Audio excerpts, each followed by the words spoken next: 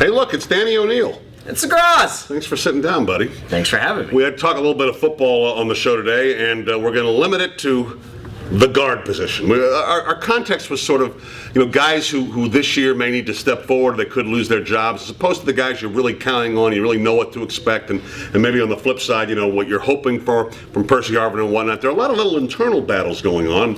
I thought you brought up a great one today about, it's not a log jam really, but you got a couple of guys at the guard position. Would you say 4 of them actually? Yeah, kind of 4-man battle royal. A 4-man battle royal that's going on. It is, and what's most interesting about this team is you're returning all but 2 starters basically from last year's team. There's not a lot of starting jobs open, but then there kind of are, because you don't know who's going to start at either guard spot right now. You have Paul McQuiston, who's been a 2-year starter and been one of your most versatile, valuable offensive linemen, a veteran who has previous experience in Tom Cable's system. You have James Carpenter, a former first-round pick, who Seattle really believes can be that kind of difference-making, power-blocking mauler in the run game.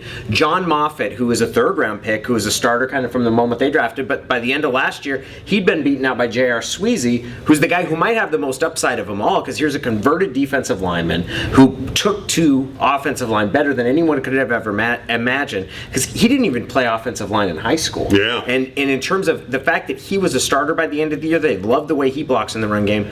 But then there's a video, the Real Rob report comes out, and one of the most striking things is Moffitt looks noticeably slimmer. Like maybe 20 pounds he's lost or something like that, which he needed to lose. He needs to be in better shape for them this year, and some of that was complicated by he was coming off a knee surgery last year, and he's had trouble staying healthy. But it really makes an intriguing question of that could really be how that comes out, and in terms of sort of steel sharpening steel, you're really going to get an idea of who is, they're going to have the choice of the best rather than who can we make do with. Now, do you think all 4 of these guys make the team? That'll be a question. It's not impossible because of the versatility. Moffitt's played some center. McQuiston has been a backup. And obviously tackle. backup. I mean, it would seem to me he'd be a lock because of his versatility, but maybe not. Be, but then you have the younger guys in Moffitt, Carpenter, and Sweezy. Like it's not a bad thing to have youth. It's really just kind of the possibilities are really open-ended here at that position.